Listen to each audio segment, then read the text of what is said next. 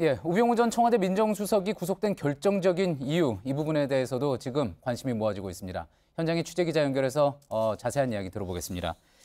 이재 기자, 우 전 수석은 그동안 이제 주장을 해왔던 내용이 특별감찰실에 대한 사찰 의혹에 대해서 민정수석실의 통상적인 업무다 이렇게 이야기하지 않았습니까? 아마 이번에는 이런 주장이 먹혀들지 않은 것 같습니다.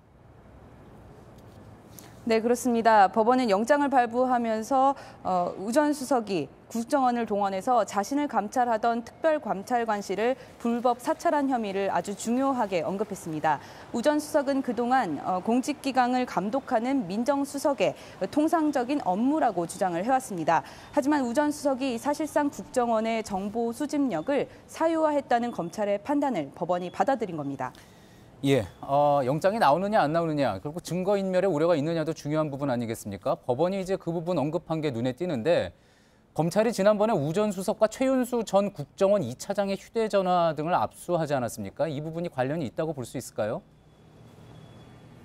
네, 검찰은 어제 우 전 수석에 대해서 그 증거인멸의 우려가 너무 높아서 구속 수사가 불가피하다고 그렇게 밝혔습니다. 이례적으로 강조를 한 건데요. 특히 검찰은 최윤수 전 국정원 2차장뿐만 아니라 전 민정비서관 등과 우 전 수석이 통화한 내역도 법원에 이번에 증거 자료로 제출을 했습니다. 앞서 우 전 수석과 최 전 차장의 휴대전화 등을 압수한 것도 증거인멸 정황 때문이었는데 추가로 민정실 관계자 등과 말을 맞출 가능성이 있다는 게 검찰과 법원의 이번 판단입니다.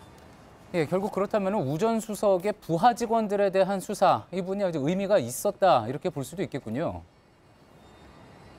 네, 우 전 수석은 민정실 관계자들이 자신이 사찰을 지시한 적이 없다고 말할 것이라면서 그동안 혐의를 자신해왔다고 합니다. 하지만 검찰이 수사에 비협조적이던 이들로부터 당시 우 전 수석이 지시를 했었다는 구체적인 진술을 확보하면서 상황이 많이 달라졌다고 합니다. 이번 영장 심사에서 검찰이 이런 내용을 제시를 하자 우 전 수석이 상당히 당황한 것으로 전해집니다.